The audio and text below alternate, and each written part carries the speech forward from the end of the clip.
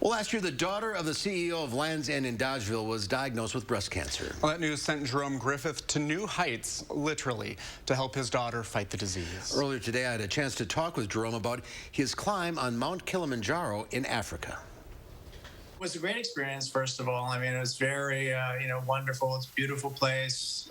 We've been to Africa a few times, and it was really great. But I would tell you, it's the hardest thing I've ever done in my life. Just unbelievable difficult. What made it so difficult? It's different for everyone. You know, some people have mountain sickness. Some people have stomach sickness. I had a hard time breathing. The air is very thin up there, and you start out at 5,000 feet, but then you ascend up to 19,500 over the course of several days.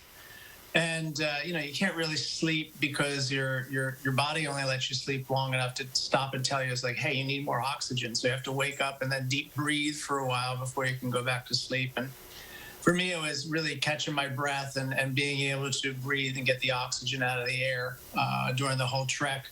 Up on summit night was the most difficult thing. A personal challenge indeed, but you also did it for a special reason. Yes, a couple of reasons. I've got two families. Obviously, my Land's End family of all of our workers that have had breast cancer touch them in one way or another, and several of them I know. But also, my oldest daughter was diagnosed with breast cancer a couple of days before New Year's last year.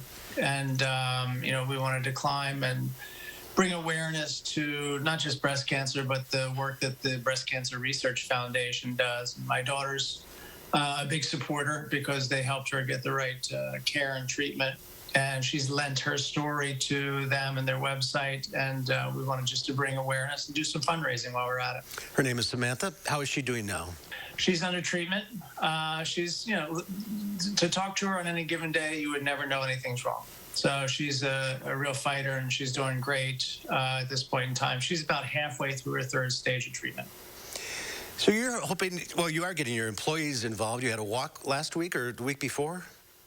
Yeah, we started a program called Every Step of the Way. It was whether you wanted to jog, climb, walk, run, bike, and whatever activity you wanted to do to bring awareness and help raise some funding for breast cancer research. And the employees in several of our different departments have gotten together and done a variety of different things. I was going to ask you how they're supporting it. They're enthusiastic about it? Very. We have 42 folks today in our organization that either currently have breast cancer or were touched by breast cancer recently. And, they tell you when you start to read the statistics, which I didn't know until this happened with my daughter.